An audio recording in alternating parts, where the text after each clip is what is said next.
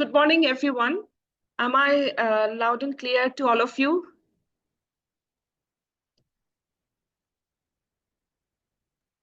Yes, Appa. Yes. Yeah, okay. Okay. Welcome, everyone, to our special webinar today. Good morning, good evening, and good afternoon, because CIRDAP member countries spans 15 member countries spans up to Fiji. So there, Fiji, it is almost evening. So good morning, good afternoon, and good evening. My name is Hurain Zannat. I am communication officer in CIRDAP. So today is very special for us because since 2021, we are doing our webinar, but this is the first time we're doing with our two special and two respected MOU partners also. So this is actually tri-party webinar on nutrition financing. And again, it's on the iECHO platform, iECHO platform. So our partner will speak about that platform also. So, and this webinar is being organized on the occasion of International Nutrition Olympiad 2025 with the collaboration of Bangladesh Institute of ICT in Development, BIID, and iECHO platform of the Project ECHO, University of New Mexico. So today we have with us our honorable speaker, Dr. Lalita Bhattacharjee. She is consultant, results for development, R4D, nutrition advisor, Nutrition Development Foundation, Thailand. So now I will speak about her very briefly. Lalita ma'am is a senior nutritionist with a professional career spanning 47 years. Her work encompasses nutrition policy, programming, research, and she has worked in academia in India, SNDT Women University, and in Thailand, Mahidol University for over 20 years. And nearly for 20 years, she worked with FAO of United Nations, guiding food-based nutrition and public health-linked strategies in Bangladesh, India, selected states, Laos, Rome, Sri Lanka, and Thailand. After retirement from FAO as a senior nutritionist in 2019, Dr. Bhattacharjee served as a senior nutrition expert / advisor for FAO, IFAD, GAIN, and the EU, providing technical support in nutrition-sensitive programs for countries in the Asia-Pacific region for about 4 years. She was also nutrition expert for SARC and for LANSA project, which is leveraging agriculture for nutrition in South Asia, technical consultations and trainings at the MS Swaminathan Research Foundation, Chennai, India. And she has been on the advisory group of 2 international nutrition projects led by Tufts University and Johns Hopkins School of Public Health. She was an academic partner on the McGill University FAO team for Global Health Project entitled Indigenous Peoples' Food Systems and Nutrition for over 12 country case studies. And Lalita ma'am has been the recipient of FAO's prestigious biennial B.R. Sen Award for 2014 in recognition of outstanding contribution towards improvements in food-based nutrition in Bangladesh. So thank you, ma'am. Our heartfelt thanks to you for accepting as speaker for our webinar. Now I welcome our Honorable Director General of CIRDAP, Dr. P. Chandrasekhar Rao, for doing his introductory remark. Sir, over to you. Yeah, thank you, Hooray. Good morning to all of you. Good day to all the participants. On behalf of CIRDAP family, I would like to extend a warm welcome to every one of you to take part in this very important webinar. It is very important webinar to my mind because we have today a very distinguished speaker, Dr. Lalita Bhattacharjee is here to speak on financing of nutrition in Asian countries. Dr. Lalita, thank you very much for your valuable time and sharing your rich experience with all the member countries. Welcome. This webinar is also important for us because we are adding value to this webinar through 2 partners. Number 1, Bangladesh Institute of ICT Development, BIID, They are organizing International Nutrition Olympiad this year, 2025. It is a international event, and this is one of the activity as a knowledge partner to International Nutrition Olympiad. Since nutrition is very important, and for a nation, financing nutrition becomes very, very important. Asian experiences are available, and definitely they can show the way for other countries too. And for this very important event, we have Mr. Shahid, the CEO of BIID, and his entire team is present here. On behalf of CIRDAP family, I would like to extend a warm welcome and thank you very much for joining hands in this very important event. Next, our value addition comes in the form of iECHO project. It is a project of University of New Mexico, USA, and through this project, they are reaching millions of para health workers across the globe. It is time-tested, very successful digital model, experimented, across the globe.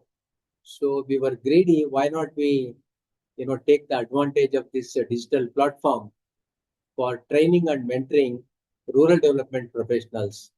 And as a first step, we got trained ourselves. We signed MOU, and this is, for your information, is the first program we are launching in coordination with iECHO. I'm very happy to have Mr. Sanjay Ram from iECHO, and his entire team is here. Thank you very much for joining us, and thank you to your leadership for supporting this initiative. Regarding the topic, if you see the hierarchy of needs, first we want food, whether we have adequate food or not. But actually, the very basic question, is scary, because answer is scary, because 880 billion people, nearly 10% of our population is global population is undernourished. So other 90% we have different problem. For deficient people, we have other challenges, and also for sufficient people, we have different kind of challenges. I'm sure that Dr. Lalita will elaborate on these issues. So how to address these challenges, and as a nation, how we can finance these kind of initiatives? What are the success stories available in Asian countries? How that can guide our CIRDAP member countries? Probably all this will be in detail discussed by our honorable speaker, Dr. Lalita, today.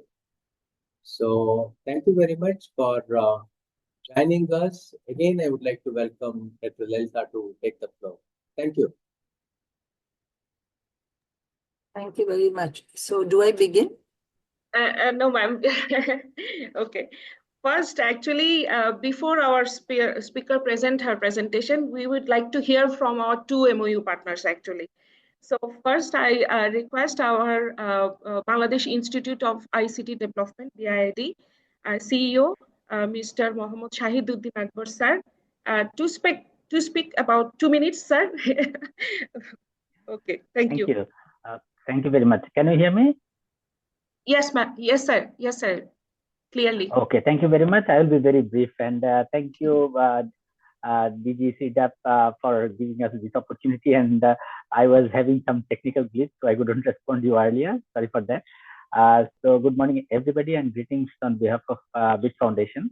And I'd like to express my heartfelt thanks to CIRDAP, particularly for organizing today's event on this financing for nutrition in Asia, current trends and way forward. And I'm sure that this session will be enrich our focus, as well as it will be very much relevant to the International Nutrition Olympiad. And I take this opportunity, in fact, to recognize Dr. Lalita Bhattacharjee, who was the first person when we started on Nutrition Olympiad back in 2017. And she was instrumental, I should say, to expand this thing in, I'm sure she can recall 18 and 19, we had the biggest event in Bangladesh, and then we really turned it as an international platform. So thank you very much again to give us the opportunity. So since INO is a platform for the youth, entrepreneurship and adolescent, it's a kind of ecosystem enabler platform. So I wish that what the discussion we have initiated with CIRDAP, it will be, and it will scale up. And I do see a lot of participants here, and we are very happy to be a part of the iECHO also. I'm sure this can be used more for our network of nutrition clubs. You all know it. Many of you are aware about this program. And also we are talking about this innovation, entrepreneurship, all this. So I'm sure that in coming days, CIRDAP will be our great partner to take this innovation process forward and making INO as a regional as well as the global platform. And we look forward to strengthen our partnership. And I'm sure today's discussion will also guide us how to take this thing forward. Since a lot of discussion has been done, and also a lot of discussion is in process for the Nutrition for Growth Summit as well as the UN Food System Summit. So without further delay, I like to thank you all again for organizing this thing, and I'm really waiting to hear from Lalita, and we'll be discussing further. Thank you very much. Thank you, Honorable DG CIRDAP. Thank you. Thank you, sir, for your wonderful speech. And now I would like to request our another MOU partner from Project ECHO, University of Mexico, Project India also, Mr. Sanjay Joshi. Morning to everyone. Thank you, Dr. Chandrasekhar, in terms of inviting me to be speaking something about ECHO. And it's always a pleasure to work alongside you. You have been a true ECHO champion since the day you learned about ECHO, and you have been imagining the new areas, the new use cases for ECHO as well. So let me briefly talk about ECHO for the benefit of the people who have for the first time might be hearing the word ECHO from a practitioner's lens, because I come with 30 plus years of experience in the field of rural development. From what I experience, the problems in our sector are really outpacing the solutions. And we have a scarcity. We have a scarcity of resources, especially when we talk about expertise, finances, as well as the time. So everything is like a challenge to us now because things are getting complex every day. So the only solution that comes to our mind is to have more experts. And in that field, how do you democratize the knowledge that one person, for example, today Lalita ji is the expert sitting over here, but so many people are getting trained, getting a knowledge that she owns today. But how can we democratize it to more and more people? Especially, how do you distribute the ability to solve with the people who are really facing the challenge on the ground? So that's where we wanted to tackle the whole the challenge. And the bigger challenge is how do you do it at scale, at speed, and with much lesser costs? So here comes ECHO. ECHO, in a way, has kind of countered this challenge with a model which is called ECHO model, which is enabled by a tech platform where you all have joined, that is called the iECHO, which helps you transform the way you have been doing capacity building in the past. So the capacity building earlier used to be done physically. ECHO wants to shift it from the physical kind of a training to the online training so that it can reach to larger masses. And we have developed a methodology which simplifies the whole art of training from a complex to simple, low dose kind and high frequency kind of training programs. So you will be learning about ECHO more and more as you participate in the coming up training programs with CIRDAP. And certainly we are there to help anytime you want to reach out to us to understand better of how ECHO operates. Looking forward to the wonderful lecture by Lalita ji today. And thank you once again and enjoy the webinar today. Thank you very much. Thank you, sir, for your very brief and very wonderful speech. And now I request our honorable speaker to start her presentation. Thank you very much, Dr. Chandra, Shahid, Hurain, and Sanjay Joshi. Good afternoon, Asia. The DG CIRDAP, CEO BIID, the ECO platform, members of the Rural Development, Agriculture and Nutrition Fraternity, and friends. I'm delighted to be at this webinar today and speak on a very important topic. This issue is of increasing importance today as countries in the region brace themselves towards achieving their national nutrition goals.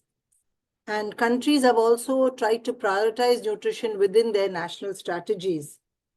And these are being aligned with global initiatives such as the Scaling Up Nutrition or the SUN movement or the SUN initiative, as we say, the UN SDG goals, notably SDG 2, that is achieving zero hunger, and also SDG 3 in order to achieve good health and well-being. So the oh, sorry, I haven't even, okay, let me just now share, Hurain. Share, yeah. Okay, 1 minute, huh? Let me sort this out.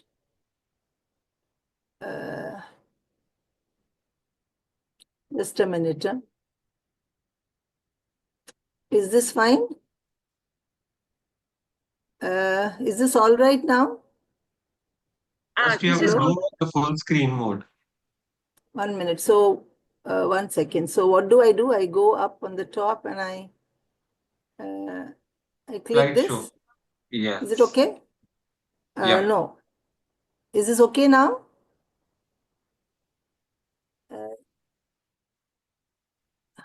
What do? Just a minute. Keep hide presenter view. Do I click that? Yes. Yes. Okay. Now is it okay? Okay. Yeah, thank you it's very okay. much. Right. Yes. Fine. Okay. So this was just the little the title. Now the outline of today's talk, I have divided it into these 5 sub-themes. We'll present a bit about the current status of nutrition in Asia, the importance of investing in nutrition, the financing trends in Asia across countries, both with reference to government and donor expenditure, and investments needed by sector based on the 2024 Global Investment Framework for Nutrition, and broadly the guidance how sustainably we can finance nutrition across sectors. Now, you must have seen this slide in different meetings, but this is from the Global Nutrition Report, as we can see. And many countries have made progress. It's not as if everything is gloomy, but most Asian countries are off the track for global nutrition targets. And however, we can see that while progress has been made in reducing child stunting, you can see the figures over here, so I will not read out everything. Some countries have made good progress in reducing child stunting. Also in terms of improving exclusive breastfeeding. And however, we notice when we look at the overall nutrition situation, the countries are behind, all countries in fact, are behind the global nutrition targets, especially with reference to anemia, reducing anemia, diabetes, as well as addressing adult obesity. So in fact, none of the countries are on track to meet the target for anemia on women. And no countries in the region is also able to halt the rise in adult obesity. So these are some of the issues. And Dr. Chandra just mentioned when he began, he talked about undernutrition. But undernutrition has long-term implications. And I think this is where we as a country, as a world, as a nation now, we are facing this double burden or multiple burden. And this is quite alarming. And specifically for Asian countries as we speak. Now, South Asia, to be specific, is tied for its highest hunting prevalence and has the highest prevalence of anemia globally. As we go further, we notice that nutrition financing alone is found to cost countries up to 11% of the GDP and little has been changed in terms of investments for nutrition in the last decade. Countries indicate limited capacity to maximize these existing resources and harnessed innovative sources of financing. And as countries in their policy processes, this kind of work has started, but it is still new. And that is why we thought, let's look at the nutrition financing aspect, because technical areas, that's another different issue altogether. But we are trying to look at how can we enhance the financing for nutrition and what are those areas that are key areas that we need to look at. So there are three important aspects that we have listed. Mainstreaming nutrition within annual planning and budgeting. Many of the senior people here, many of them who have been policy makers and programming people have heard of this for a very long time about mainstreaming nutrition within sectors. We know that. And I think that is, I would say to a large extent, we've been able to achieve that, although implementation continues to be a challenge. But mainstreaming nutrition within the annual planning and budgeting, this is an area where it is still weak. And this is where agencies like the Results for Development, the World Bank, Sun Movement, and most agencies and most governments as well are quite sensitized and they are trying to look at it. And today we are in a difficult situation in the world where funding across the world is also a big issue. So donor disbursements, countries are facing problems. It's not so simple about raising financing. Now, so country-led financing opportunities where the focus is expected to be on domestic public sector investments and external resource mobilization. And central to this is multi-sectoral governance and accountability for those policies and implementation of those policies. Now we have a theory of change for nutrition financing, where we say the theory of change for nutrition financing outlines the different steps and assumptions needed to achieve those desired outcomes. So if we divide this into three areas, we will notice that if we continuously assess the bottlenecks for nutrition financing in relation to the country's demand, the Sun countries, there are about 12 countries under this Sun framework, and strengthen the local expert base to access practical tools and methodologies for regional exchange, also facilitate government's knowledge on how to access external funding. These are big opportunities that we need to accelerate and leverage existing partnerships to expand and elevate nutrition financing. If this is done concertedly, then we might be able to support the government officials to think innovatively. Similarly, articulate key areas the countries might have identified and empower the Sun focal points to accelerate progress, and then strengthen the country's nutrition financial processes. Ultimately, strengthen the country-led resource mobilization. And we expect this will converge into greater sustainability for funding, increase the funding, and also enable strategic use of the funding, especially with reference to government-owned policies and achieving nutrition targets. We have the mainstreaming process in the annual planning and budget management cycle, which is important.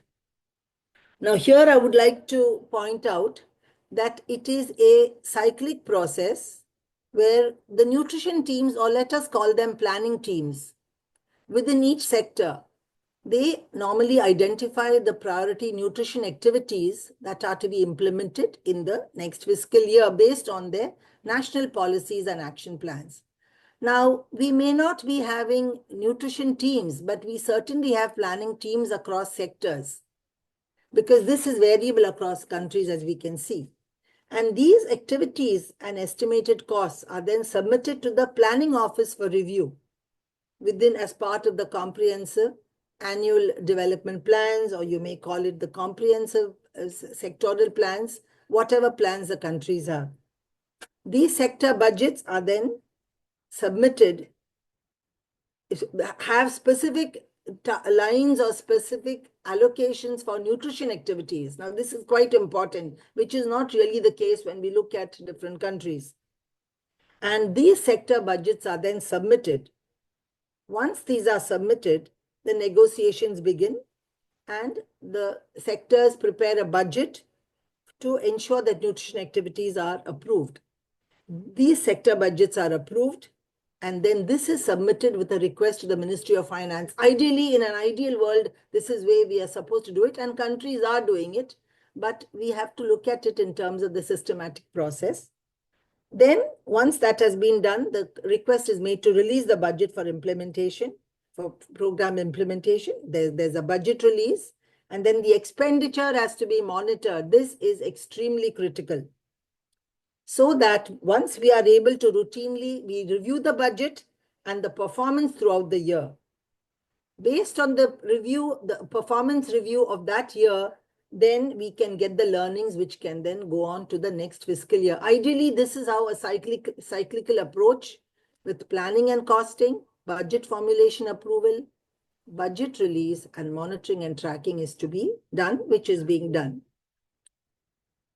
Therefore, the importance of investing for nutrition in Asia, if we look at it, we say that this is important and it's critical for both individual well-being as well as economic growth. Quality nutrition in the first 1,000 days of life that we've been talking about for the last, I would say, 15 years. This is critical for brain development, cognition, and also in terms of economic growth and development of a country. We catch them young. Also to address the intergenerational cycle of malnutrition. Every $1 invested provides a return of about 2.4 trillion in economic benefits, $23 in return, and an estimated 2.4 trillion in economic benefits. And we also have, analysis has shown that the cost of inaction are very high. We've heard this several times across governments, across countries, and globally. We've heard this many times. And the loss is about 41 trillion in 10 years and about 21 trillion in economic productivity due to productivity losses. So investing in a high set of impact interventions is found to avert almost 6.2 million deaths, mortality, and 27 million stunting cases among under 5s. So this is basically the analysis that is quite important. It's also quite serious. And why do we need to therefore invest in nutrition? Now let us look at the traditional donor spend for high impact interventions in Asia across the last years and what has been reported in the last 3 years. You can see from these bar graphs between 2020 to 2022, there has been a plateau in the donor disbursements, traditional donor disbursements. I think this is understandable due to the COVID situation, which was prevalent during that time. And countries, some of them were able to recover, many did not recover. So there was a bit of a lull. The World Health Assembly's Nutrition Target Report in 2023 showed that there was a $43 million decline in donor disbursements to address World Health priorities. This has been shown in this report. And this, as you can see, there's been a plateauing in 2022. And the current situation is also not very, I would say, very encouraging, but efforts are being made. So this is where we are in terms of donor disbursements or traditional donor spending for high impact nutrition. Some Asian countries have increased government expenditure for nutrition. Of course, much more needs to be done. Now, if you look at countries like Sri Lanka, Cambodia, Tajikistan, even Kyrgyzstan, smaller countries, and these other smaller countries, we find that there has been some improvement across countries from their government nutrition expenditure. Countries like Myanmar and Afghanistan, there has been a decline. And this is understandable again, given the country situation and conflicts therein, which have impacted development and nutrition at large. When we look at donor spending specifically towards key nutrition issues like stunting, anemia, and exclusive breastfeeding, we find that donor spending on these problems has actually declined. And spending on wasting has remained low compared to the need. Now, as we are aware, stunting is low height for age, and wasting is low height for weight for height. So, and stunting has got long-term implications and long-term consequences, as we know, in terms of having a stunted population which doesn't achieve its full potential. And wasting also has important implications in terms of its links with morbidity and even mortality and thinness and weakness. So we don't get our full potential. So both these issues are equally important.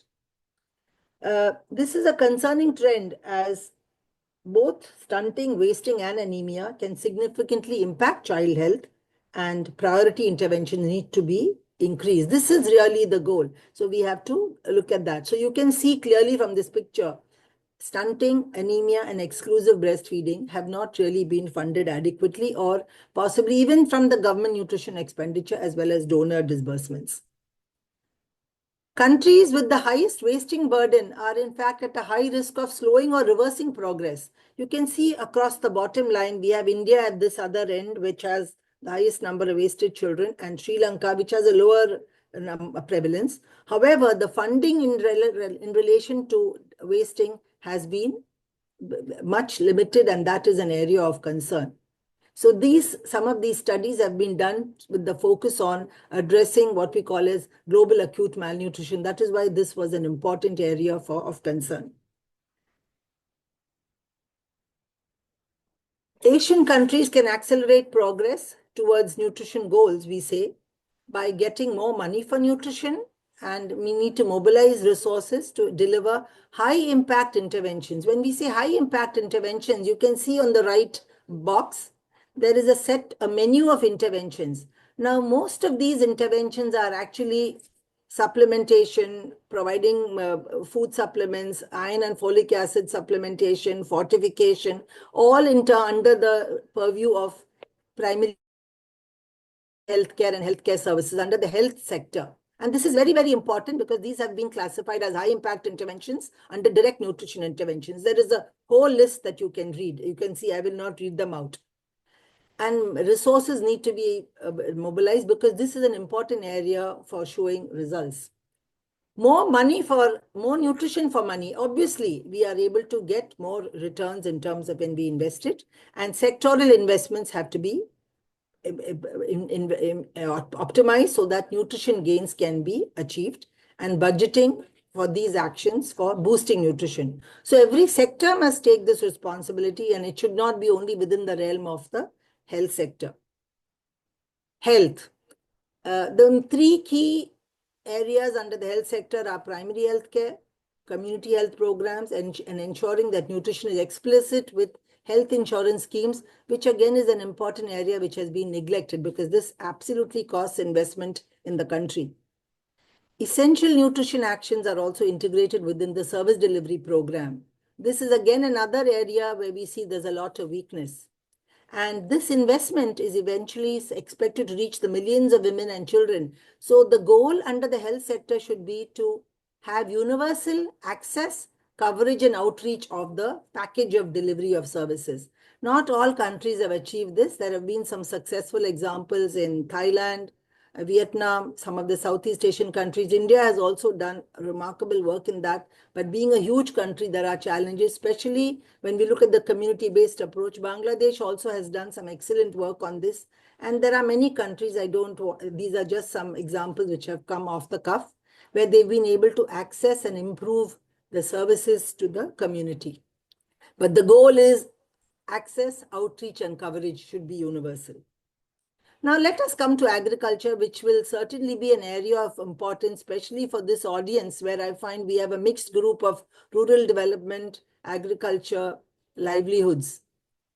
Investments, I think most countries, I can certainly speak for countries like Thailand, India, Bangladesh, even Vietnam. These countries have actually, even the Philippines, they've actually embedded nutrition into agriculture. In fact, all countries in this audience that we have done this, okay? So it's not about any one specific country. Some smaller countries have shown greater successes. And here I would like to point out the examples of Thailand. I would like to point out the examples of Vietnam. Some of these countries which have stood out as important examples. Yes, these are small countries. Nonetheless, that is not the point. The point is investments across this food chain, from production to plate, farm to fork, production to consumption, whatever we say, this needs to be looked at in a very concerted way in order to optimize and leverage the gains for improving diets, healthy diets, and nutrition gains. Now, there are again a list of areas that we can focus on. Nutrition education. We've heard this for the longest time. Ever since I joined in my nutrition in 1971, we've been saying this. All of us know about it, okay? Nutrition education. We also talk about home gardening. Some countries have focused and promoted home gardening, some have not. With the problems of urbanization and other things, we may not get into that. These are specific issues. But to promote the consumption of safe and nutritious foods, not only first or at the household level, plus at the macro level, as part of healthy diets. And then there is a community component in this particular aspect. We have the excellent example of the Minister of the Agriculture Extension in Telangana, where Dr. Chandra used to be, with the managed group, and across the countries. And this is just an example I'm just listing over here. And we strengthen the incorporation of nutrition within agriculture.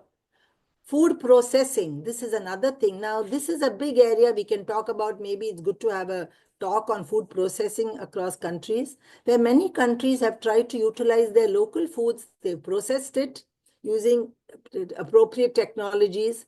And these are not only for consumption, but these are also for value addition. And then these are marketed to the urban areas from the rural areas. So the women also have livelihoods. And then this entire chain of operations to promote healthy foods for year-long access and production to consumption. Increase production of nutritious foods for the market throughout the year. This is another focus of all agriculture ministries. And I think each of us has to review our own ministries of agriculture and see how much are we working on this, because this is where we have a gap. I think we can say this very safely that there has been a gap on this. And certainly, we look at the commercial aspects, we don't look at the nutritional aspects. Need to promote local healthy foods. Millets. Millets is a big thing now, as you know, a few years ago with the International Year of Millets being declared. Many countries have taken this on in a very rigorous way. And in South Asian countries, India has been leading over here because millets are produced there. And for several reasons, millets were not being consumed. I mean, I remember when we were young, millets were being consumed, especially in the southern states of India. And now it's being promoted across the country in a very wide way. And this is also being used across the world. African millets also we are aware of. So this is an area that we have to look at. And I will not get into this debate with many of the economists and other agriculturists who are here, because we may know why exactly this has happened. But the important thing is that we are able to now get back to millet consumption. Underutilized foods. There are many, many indigenous foods, local foods, which are produced across the countries. And the plains and the mainstream media, mainstream populations may not be utilizing them. This underutilized foods, again, which are a valuable source of micronutrients. This is where we have to, again, focus and come back to it, because we are having problems with reference to the healthy plate that we talk about. I think in Bangladesh, they've had this healthy plate. They've divided it into several segments, and they've talked about local leafy vegetables. I think we must try to valorize those local foods which are available and present in that country. And there are many, many examples across the region. I may not get into that right now. Using food-based dietary guidelines as a policy tool, planning and policy tool in enhancing the supply and demand for healthy foods. Again, here, dietary guidelines have been prepared across countries, but precious little is being done to use this in the planning of the agriculture targets. It's not only producing the foods and setting production targets, but are these linking with the nutrition targets? Are we able to provide so many eggs per capita? Are we able to produce vegetables for consumption? If we look at the data, there's a huge gap. Also, we look at use of food composition tables in terms of planning. So these are big things where countries today have updated their FBDGs and also the food composition tables. These are the technical aspects which can help to provide a nutrition orientation in agriculture. Food fortification and biofortification, these are big macro initiatives which are being promoted and followed. And this is, going on track. There is funding, investment. Nutrition sensitive value chains, value investments, integrated cold chain, preserving the nutrients in processed foods. And then I want to just mention about food to food enrichment. Yes, there's always scope for producing foods in the market, but even locally and even at the national level, food to food enrichment, where research and development initiatives, countries are doing it, research institutions, the government institutions, where we can promote food to food enrichment, like the famous classical example in Thailand of fish and liver chips. So products are made and they are sold. So this is a very classical example of, food to food enrichment. We can give several such examples. Then we have an important area for consumer awareness and consumer health, that is food and nutrition labeling, understanding that, and then for use. Social protection, investments are quite high in this area, especially targeting the first 1,000 days, school meal programs, and food transfer and voucher schemes. Education, yes, we know that with reference to nutrition gains within the education sector, school meals are being delivered, linkages, these need to be stepped up, and school curriculums have nutrition within their subjects. WASH. I want to spend a few minutes on this WASH area, which is again very, very important. Again, countries in the region have made remarkable progress on this. We find that poor sanitation, hygiene, and water, these are strongly linked with stunting. There is data to show this. And fecal oral transmission of pathogens, inadequate hygiene practices, and lack of access to safe drinking water, they can contribute to an increased risk of diarrheal diseases and environmental enteric dysfunction. And this negatively impacts child health and development. WASH cannot reduce stunting on its own.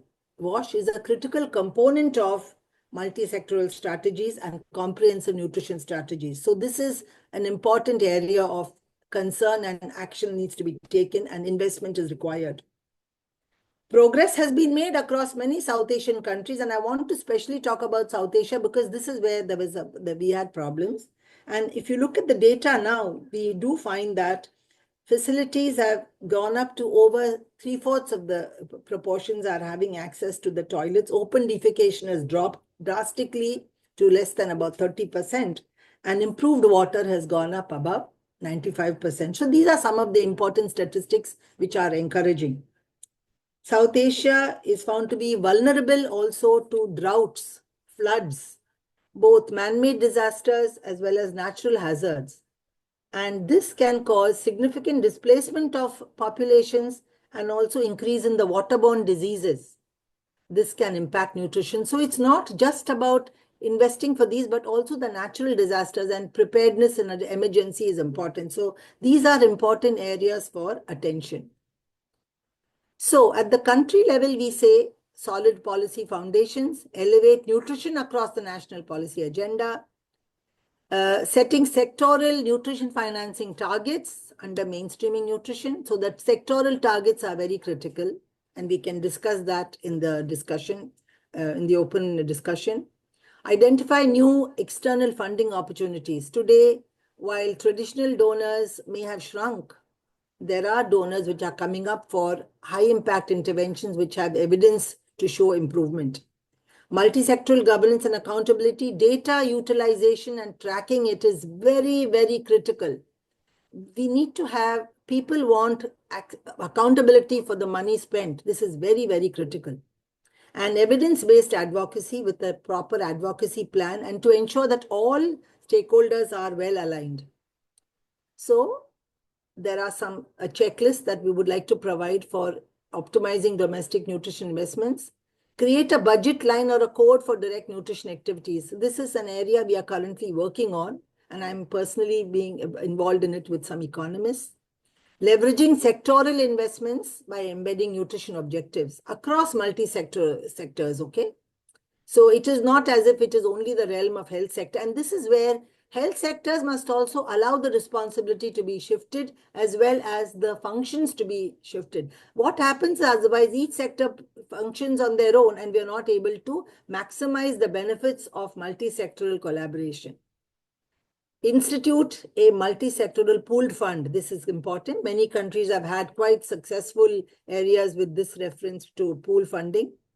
Nutrition governance and contingency planning would be needed, especially in times of emergency. Then we have the health insurance package, which I mentioned. Then there is something called instituting a tax on certain foods, especially with reference to sugar-based beverages, alcohol. These, even in some countries for refined rice, refined white rice, they are instituting taxes. Now, this can be quite tricky with the industry. But if this is done from the health perspective, it has shown improvement. Countries like Indonesia, Thailand have shown some successes on this. Examples of potential financing options. Here is an entire outline of a listing of funding agencies. You can see financial institutions and development banks which can offer loans and private sector investors.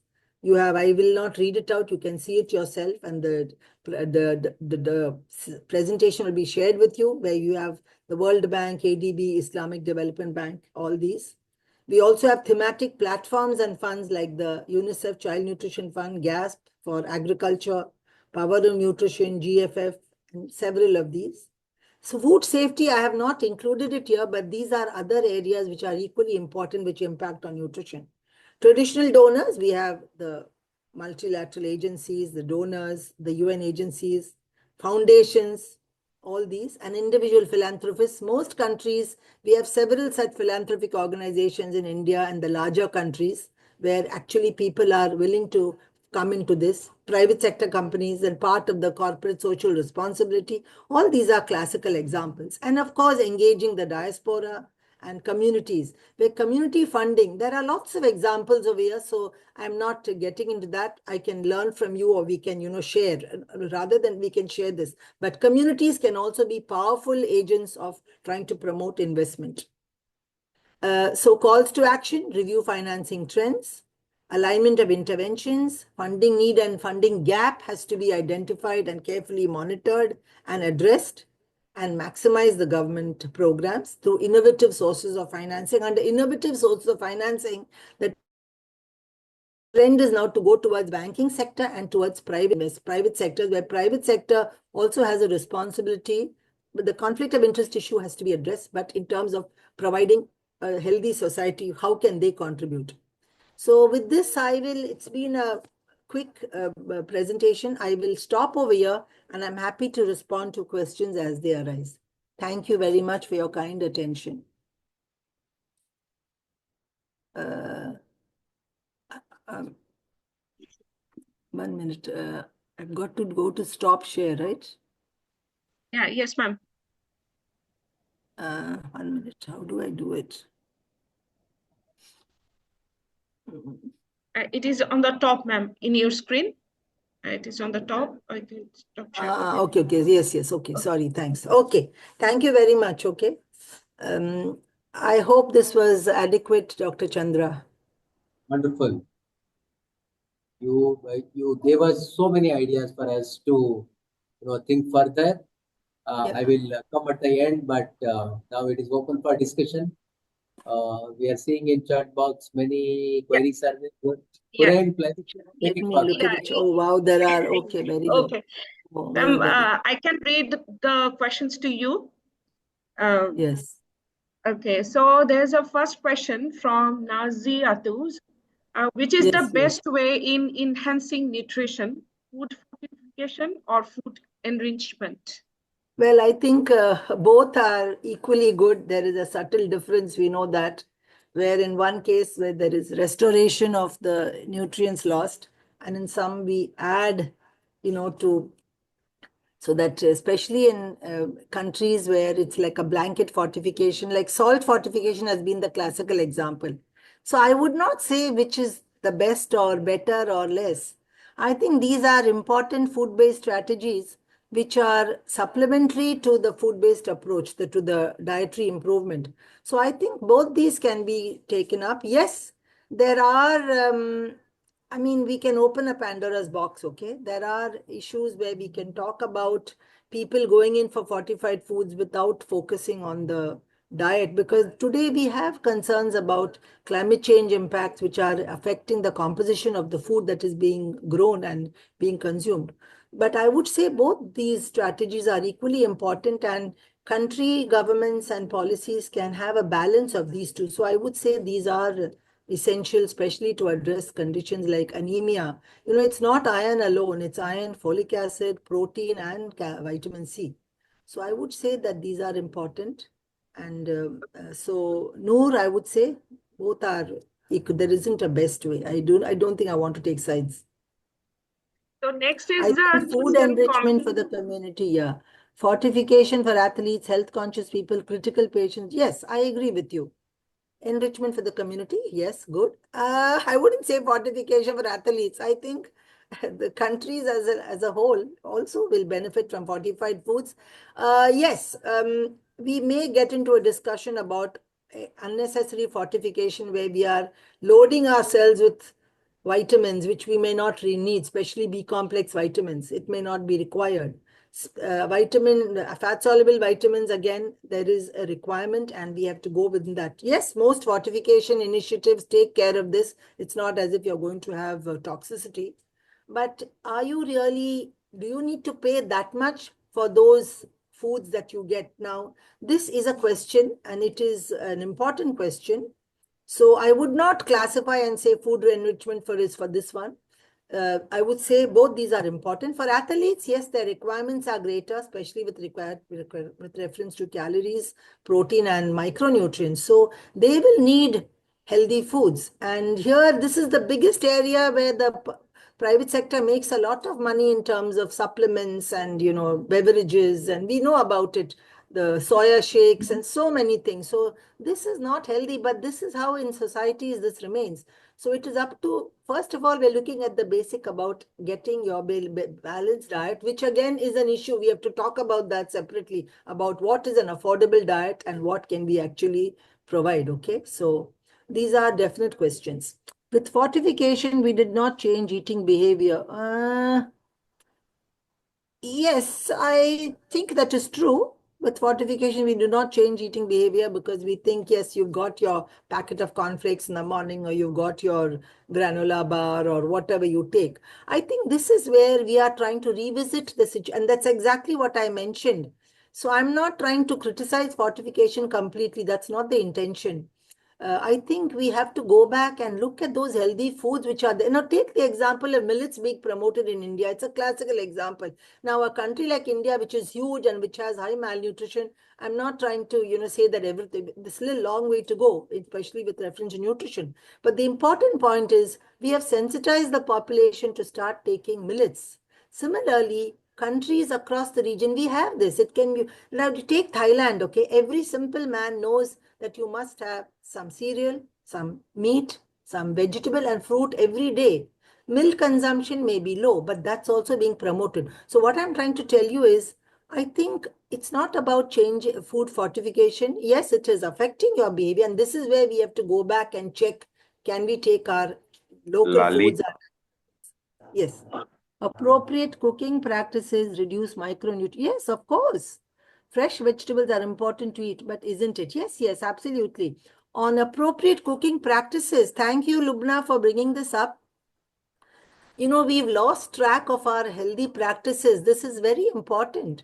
You know, simple things like we use the word enhancers, inhibitors, things like using lemon juice, tamarind, soya sauce, fish sauce, all these which are acidic in nature, they can enhance the utilization of micronutrients.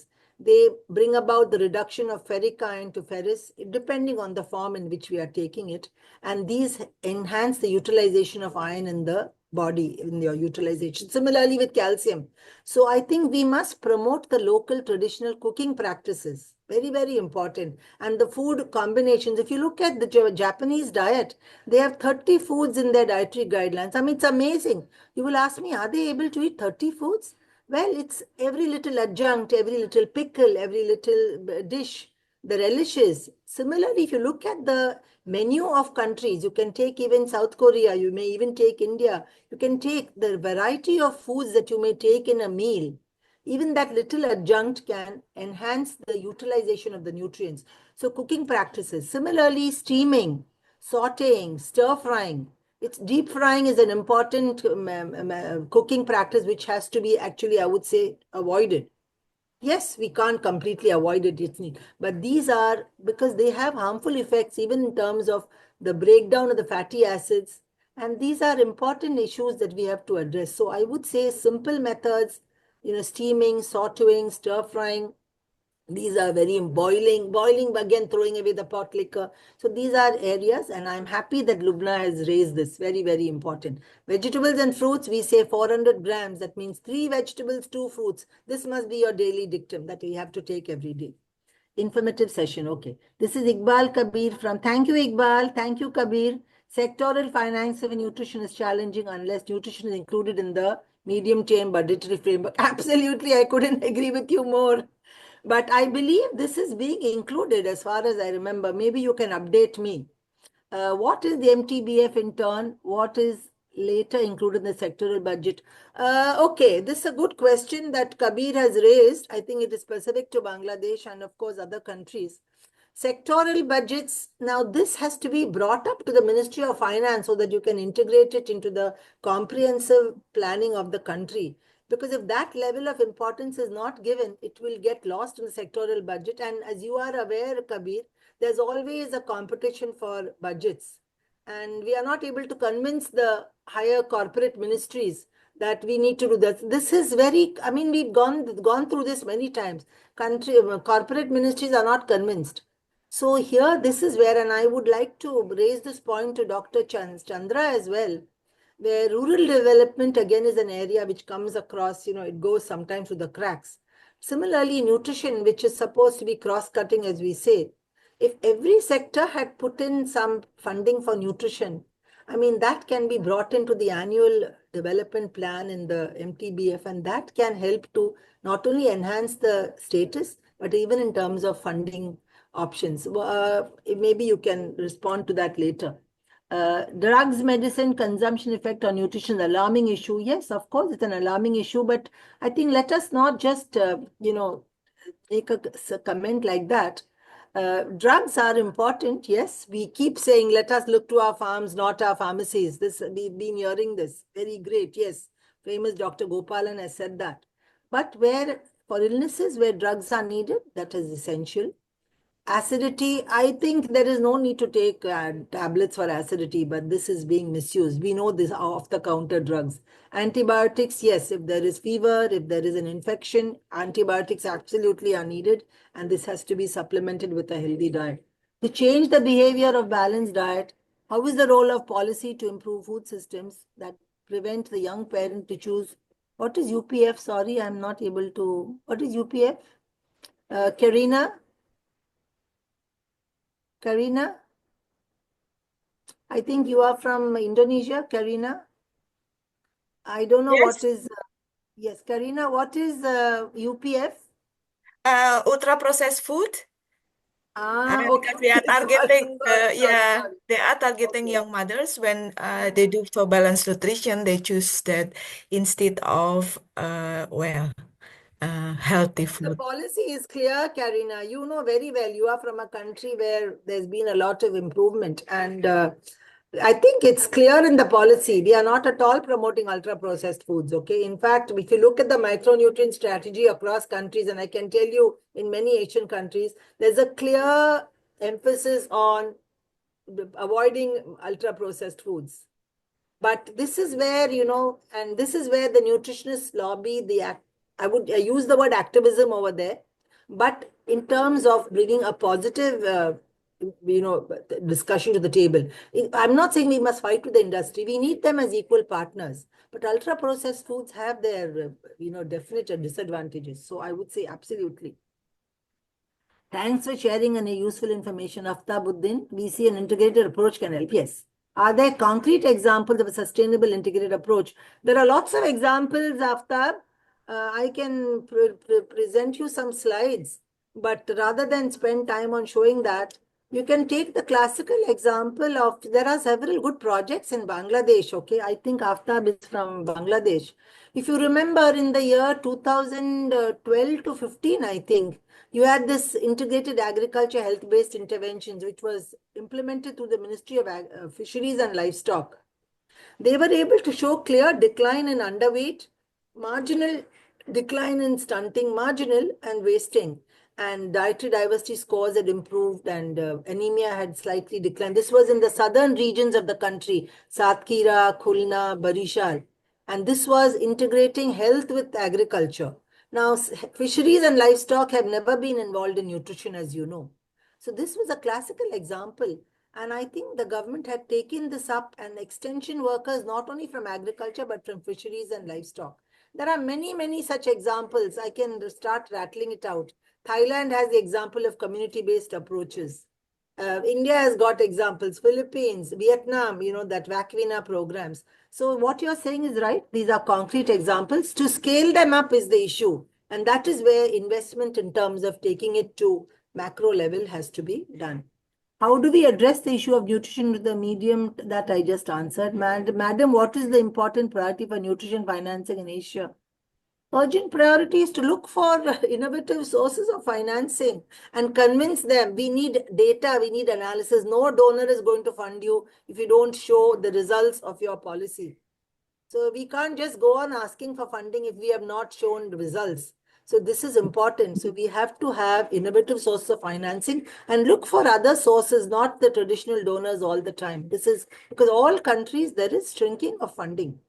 Good initiative, good informative workshop. Soil health is so important for nutrition. Yes, I did not touch upon that. But yes, soil health. I think this is a subject we can talk about. The intensive, the intensivization of rice. Some of these which are causing a drain on the, and also topsoil, and the loss of minerals, and also the heavy metals which are there in the soil, which can enter the food chain. So this is absolutely important.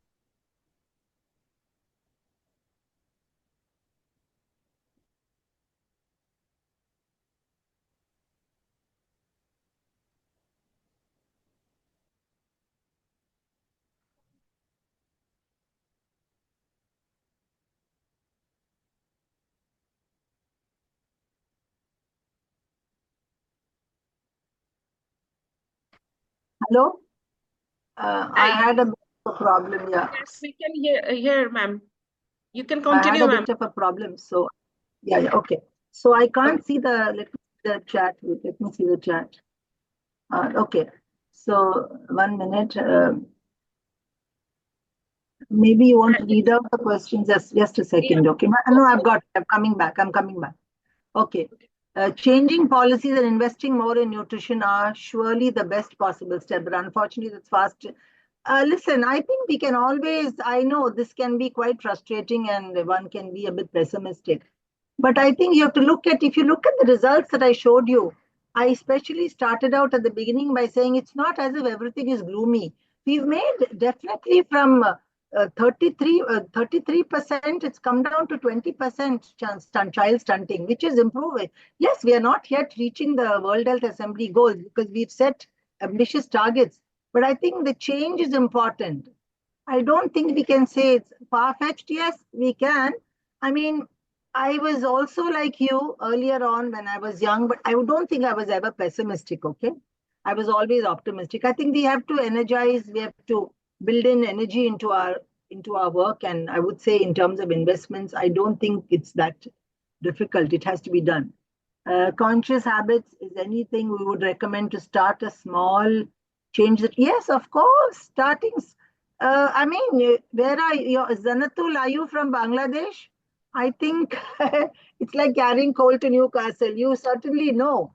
The problem, I think, and all of us will agree, my Bangladeshi colleagues, it's not as if the knowledge is not available. We have got to translate it. And there have been success stories. It's not as if things are so bad. And if I remember correctly, the first ICN one I'm talking about in 1997, I think, right? 92. Bangladesh was one of the first countries which had the National Plan of Action for Nutrition right then.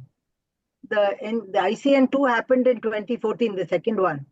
So I don't think it's about not start making the change. Yes, the famous plates that you have, if you can even promote that plate across, and I think it is being done. There are other issues which can impact with nutrition, but we may discuss that separately. Very good information. Okay. Is it important? Yes. Research, very, very critical, because research provides you evidence-based policies. Again, all countries, if you look at, I don't want to name countries, but all countries, there are things what is called as a desirable dietary pattern. You prepare a dietary pattern for the country based on your production targets, consumption targets. Look at the trends of consumption. Where is the gap? And the food and nutrient gap tells you exactly how much more we have to produce. If you can't produce, are we importing it? Are we able to get it to the market? So these are big things. So research is very, very critical when we talk about desirable dietary pattern. And this can be informed by the dietary guidelines. So I think every country has got, if I remember correctly, the Philippines, India, Bangladesh has done it in 2014, 15. I remember it was done. So these are big issues that are being in all countries. That is the desirable dietary pattern. Aklima Parveen. Yes, thank you, Aklima from IFPRI. The project on integrated agriculture health-based interventions. This showcased a model of integrated approach and it showed success. And I'm very pleased to let you know that Aklima was one of the nutritionists over there. Now she's a senior nutritionist with IFPRI. So this has been done and this has been scaled up. It's being done across many countries. Even the University of Iowa, I think they looked at it because the model was very, very helpful. But to take it to scale, and that each country finds out its methodologies to bring it to scale. Hello from the Philippines. Thank you for sharing information. I have to move ahead. Okay. I think some of the questions are all very well taken. Assalamu alaikum, namaste, dhanyabad, basho, bhalo basho. From Pakistan. Fine. Vietnam and Thailand. Okay, very good. I just want to tell you that the idea was to sensitize you about this nutrition investment, and we can keep this conversation on. And I will carry your message. I'm going to talk to Dr. Chandra as well. So, and the partners. Shahid has been very active in promoting nutrition education on the ground through the Olympiads. I think we had an excellent Olympiad, I remember in 2017, 2018 also. I mean, even others are very good. The biggest thing is clubs being set across the country, which they have done, which BIID has done. I think this is the question that the lady asked about changing, small change in behavior. You know, school nutrition, where the children tell the parents, how can we improve our diets? Poor children go hungry to school. In Thailand, the same thing happened about mothers being involved in preparing omelets with IV gourd and eggs. So we have lots of such examples across the world on this. So I think all of you have given right questions and I'm very encouraged with this. So let's keep the conversation going. Okay. Thank you, ma'am. Actually, we have a lot of questions and comments in the chat box, but as it is a time bound. I've answered questions. Yeah. You have answered all, but still it is coming. Other questions, but Kabir said something important. Funding is not in efficiency. That's what I said. Monitoring and accountability. Absolutely. What students, young professionals can advocate for better finance? I think youth itself becomes an important forum for accelerated tapping investment. Okay, fine. Over to you, Hurain. Thank you so much. Thank you all. Now I would like to request our DG sir to make the final conclude on this webinar, Sir, over to you, sir. Thank you, Dr. Lalita. It was a wonderful talk. You made us to think a lot about, nutrition. I come from agriculture and partly rural development. Normally, nutrition is a whispering voice. It is not a loud voice. You made us to listen, to the nutrition aspect. But at the end, only two major questions comes to my mind. Number one, In Asia, we have around 55 countries. In the Asia Pacific, around 60 countries are there. So these 60 countries, how many countries we have nutrition budget decided what is required for the nation to overcome nutritional problems based on the priority nutrition activities.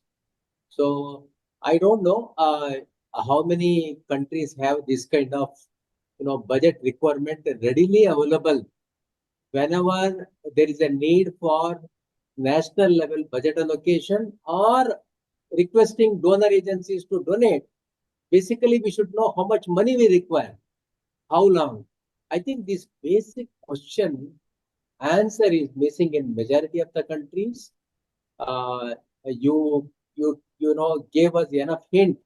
Actually, maybe one of the activity where we can take it in future is help building the capacity of national level planners on deciding the nutrition budget based on priority nutrition activities of national benchmark data, whatever is available. Probably that is one important activity lessons what CIRDAP would like to make note from your talk. The second one, this is at a macro level. You also asked me to react. If we divide the budget into different departments, that would be more appropriate. But the basic question, how much money I require at national level, that I don't know actually at national level. Then how to divide it? So instead, once we decide the nutrition budget of the country, depending on the budget available with the different departments, that can be proportionately divided and top-down approach. Some money can be gathered for a nutrition budget at national level, but the basic question remains how much money. I think we have to sensitize national level planners on this. This is first question, first issue. Second one, all the time, especially for nutrition, we think about sensitizing the consumers. Okay, it plays very important role. Sensitization plays very important role. So, do we have extension workers exclusively to sensitize people on a nutrition aspect? If you ask me this question, in majority of our CIRDAP member countries, we don't have exclusive extension manpower. Then there is a clear-cut gap between the technology generation and technology consumption. Extension link, which is very critical, is missing.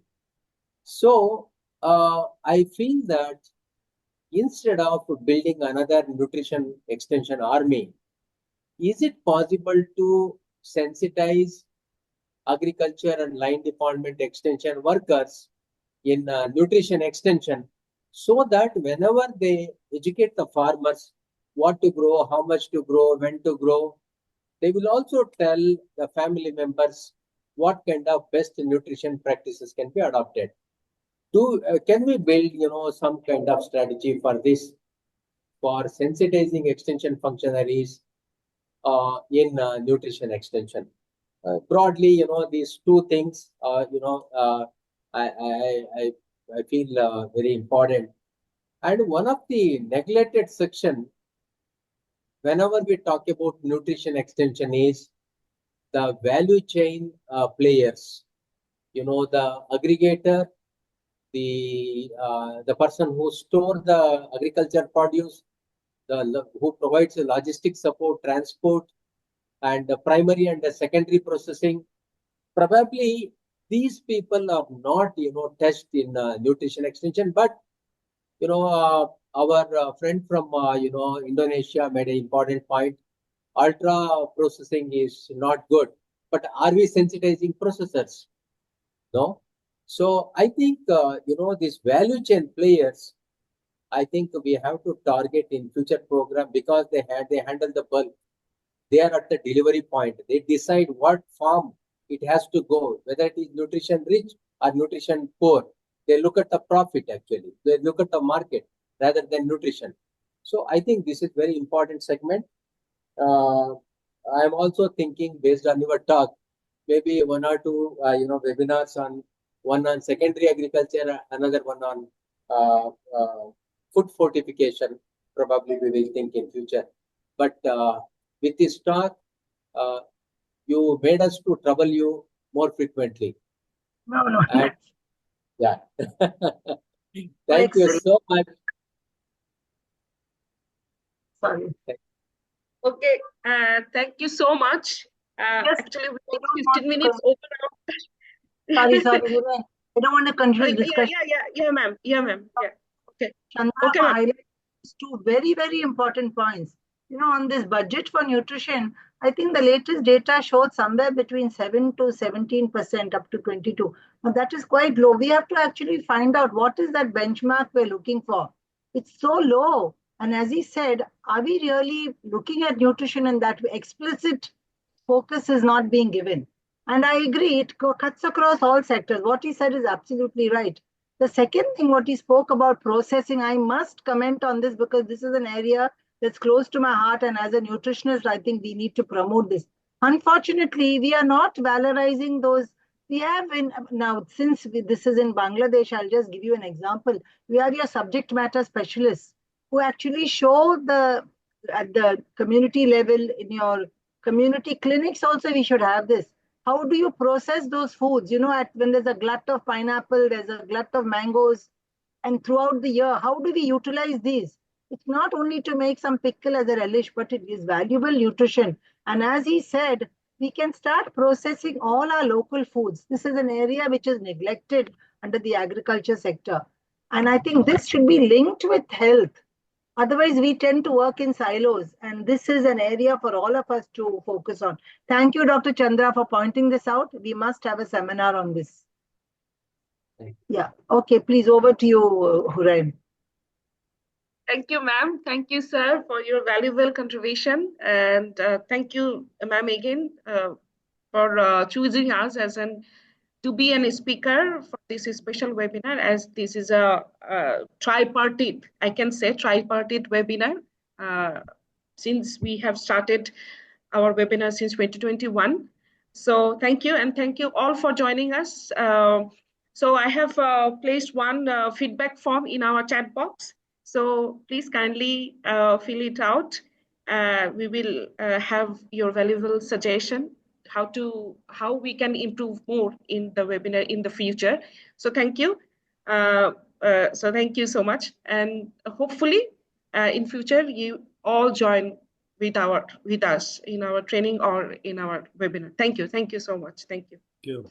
And have a good day. Thank you. Thank you. Thank you very much.